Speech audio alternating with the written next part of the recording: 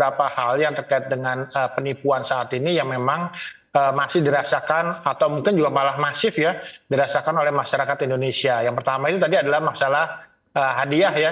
Jadi kalau kita lihat sekarang ini WhatsApp gitu ya, kemudian juga melalui SMS atau apa, kita masih sering menerima penipuan gitu ya, yang isinya seolah-olah kita dapat hadiah gitu ya, pagi-pagi dapat hadiah sampai yang nggak mau gitu ya. Kemudian kita telepon orang tersebut, ya ternyata ujung-ujungnya harusnya kita dapat hadiah, ternyata kita harus mengeluarkan uang gitu ya, untuk seolah-olah membayar pajak segala macam. Dan ini sudah mulai bergeser juga, tadinya banyak kan di kota, sekarang udah mulai bergeser ke kampung-kampung gitu ya, yang mungkin dengan tingkat pendidikannya mungkin yang belum bagus, literasi digitalnya juga kurang baik gitu ya, sehingga juga mereka percaya untuk untuk seolah-olah mendapatkan hadiah tersebut gitu.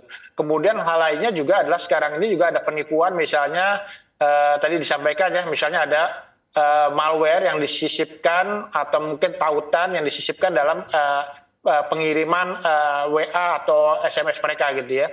Katakanlah misalnya kemarin ada undangan, kemudian juga informasi dari pajak segala macam, kemudian juga banyak lah gitu ya. Yang ujung-ujungnya adalah ketika kita mengklik tautan tersebut, ya kemudian mungkin ponsel kita diambil atau dikontrol oleh mereka, diambil alih gitu ya. Atau mungkin yang parah itu adalah akun-akun kita, e-commerce, apalagi kalau sekarang itu kan ponsel bukan hanya sekedar ponsel gitu ya, tapi juga di dalamnya ada akun e-commerce, ada e-wallet gitu ya, ada digital banking segala macam yang mungkin juga bisa diambil alih oleh mereka gitu ya. Dan memang hal lainnya juga sekarang yang menarik juga adalah investasi berbasis digital nih, investasi yang kita sebut dengan investasi kekinian gitu ya. Ada kemarin misalnya ada binary option, aset kripto gitu ya, yang ujung-ujungnya seolah-olah kita investasi ternyata ada money game di dalamnya gitu ya. Yang tadinya kita berharapkan dapat uang secara cepat, mudah, tapi ternyata kita ditipu dengan kerugian yang mungkin juga dari beberapa kasus yang ada itu saat ini ya secara kolektif itu bisa sampai triliunan gitu ya. Karena ternyata ada judi di dalamnya, ada penipuan di dalamnya gitu. Hal lainnya adalah juga misalnya ada krisis keluarga ya. Mungkin kita sering mendapatkan telepon tiba-tiba gitu ya. Kadang-kadang jam 1 malam gitu ya, mengabarkan mungkin ada keluarga kita yang dirampok lah, ada keluarga kita yang tabrakan, kena narkoba di kantor polisi segala macam, yang memanfaatkan ketidaksadaran kita pada saat itu untuk kemudian kita mengirimkan sejumlah dana pada orang tersebut gitu ya. Jadi intinya adalah bahwa memang masyarakat juga sekarang ini harus waspada bahwa kejahatan ini juga mulai memanfaatkan perkembangan teknologi digital untuk memperdayai kita sebagai ya mungkin pengguna layanan digital itu sendiri gitu ya. Baik Pak Heru, jadi artinya memang masyarakat ini perlu waspada begitu ya. Tadi kan Pak Heru sempat menyinggung bahwa semakin majunya teknologi nih kejahatan juga bermetamorfosa begitu ya. Semakin banyak jalan bagi oknum untuk melakukan cara-cara agar niatnya bisa terkabul, artinya bisa menipu masyarakat begitu. Apalagi yang mungkin mereka ini memang minim pengetahuannya. Nah, terkait dengan jenis-jenis kejahatan begitu yang mungkin berkaitan erat dengan digital seperti misalnya kita sebut ada phishing, ada farming, ada sniffing, ada money mule. Lalu juga sekarang ini yang lagi marak banget ada social engineering begitu Pak. Nah, Anda sendiri melihatnya seperti apa? Sebetulnya apa nih perbedaan-perbedaannya dari jenis-jenis kejahatan atau penipuan seperti ini sebagai sebuah edukasi juga buat masyarakat? Pak Heru silakan. Ya perbedaannya itu dari bagaimana mereka melancarkan aksinya gitu ya. Jadi katakanlah phishing, mereka akan mengambil tadi bisa mengirim tautan malware gitu ya. Kemudian atau mungkin tautan itu sendiri ketika kita mengklik tautan itu, kemudian tiba-tiba WhatsApp kita diambil gitu ya. Intinya adalah dari semua modus tersebut yang akan dirugikan kita nih, kita sebagai pengguna ponsel atau masyarakat gitu ya. Karena ujungnya adalah mungkin pertama itu data-data kita yang ada di ponsel mungkin diambil gitu ya. Kemudian juga selain data-data kita ya mungkin juga WhatsApp kita dikontrol oleh mereka, diambil alih, dibajak. Kemudian juga e-wallet, e-commerce kita juga mungkin juga bisa diambil alih, yang mungkin juga adalah menimbulkan kerugian gitu ya. Dari beberapa kasus kerugian yang disebabkan oleh kejahatan digital ini juga cukup besar gitu ya. Karena biasanya ya kita biasanya kalau sekarang ini udah jarang misalnya melakukan kunjungan ke bank gitu ya. Sehingga semua transaksi dilakukan secara online banking. Sementara online banking itu ada di ponsel kita. Kemudian juga kita memiliki e-wallet gitu ya. Apalagi sekarang ramai juga kris segala macam gitu ya.